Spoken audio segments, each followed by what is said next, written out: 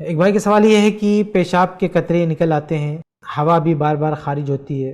پھر میں نماز کیسے پڑھوں؟ یہ سوال بھی بہت سارے لوگ کرتے ہیں کہ کسی کو یہ بیماری ہے کہ وہ پیشاب کرنے کے بعد بھی ان کا پیشاب ٹپکتا رہتا ہے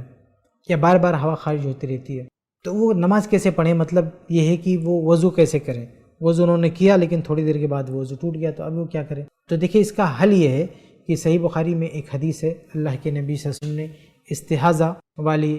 عورت کے بارے میں کہا ہے کہ توضئی لکل صلاۃ حتی یجی ذلک الوقت۔ اس طرح کا مسئلہ ایک عورت کو ہوا تھا اللہ کے نبی صلی اللہ علیہ وسلم کے زمانے میں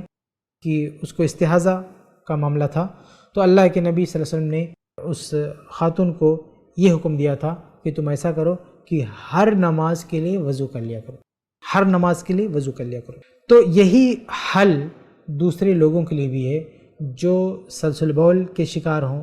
یعنی ان کو پیشاب کے قطرے ٹپکتے ہوں یا بار بار ہوا خارج ہوتی ہو، تو ان کا حل بھی یہی ہے کہ وہ ہر نماز کے لیے وضو کر لیں۔ مطلب یہ ہے کہ وہ ایک وضو سے دوسری نماز نہیں پڑھ سکتے ہیں، لیکن ایک وضو کرنے کے بعد، نماز سے پہلے وضو کیا، اس کے بعد وہ نماز پڑھ لیں، گرچہ اس وضو کے بعد ان کا وضو ٹوٹ جائے، گرچہ اس وضو کے بعد ان کی ہوا خارج ہو جائے یا پیشاب کا قطرہ ٹپک جائے، تو وہ ہر نماز کے لیے وضو کریں گے۔ ویسے آج ہمارے دور میں تو ہر آدمی ہر نماز کے لیے وضو کرتا ہی ہے، لیکن پہلے جب پانی کی قلت ہوتی تھی تو لوگ ایک ایک وضو سے کئی نمازیں پڑھتے تھے، بلکہ آج بھی کچھ لوگ ہیں جو ایک وضو سے کئی نمازیں پڑھتے ہیں۔ جس کو یہ بیماری نہیں ہے پیشاب کا قطرہ ٹپکنے کی یا بار بار ہوا خارج ہونے کی، تو اس کے لیے یہ چیز ہے کہ وہ ایک وضو سے کئی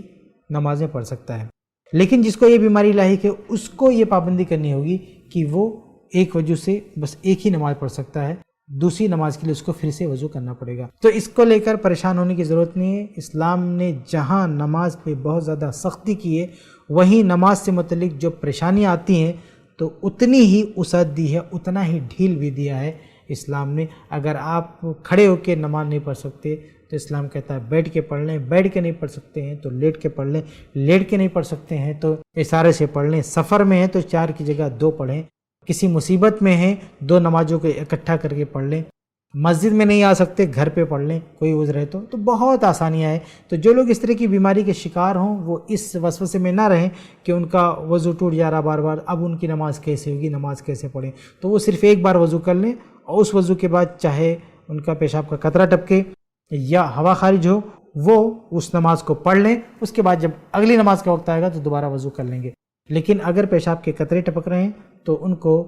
انڈر ویئر پہننا چاہیے یا لنگوٹ باندھنا چاہیے تاکہ وہ قطرات ظاہر نہ ہوں، کپڑے ان کے گندے نہ ہوں، اس لیے ان کو اس بات کا بھی اہتمام کرنا چاہیے انڈر ویئر پہنے یا لنگوٹ باندھیں تاکہ پیشاب کے قطرے کپڑوں تک نہ آنے پائے۔ تو یہ چیزیں، تو اس طرح سے آپ نماز پڑھ سکتے ہیں، اس میں کوئی مشکل نہیں ہے۔ امید ہے کہ آپ کو جواب مل گیا ہوگا۔ ایسے ہی اور ویڈیوز بنانے میں ہماری مدد کریں، i+ TV کو ضرور ڈونیٹ کریں۔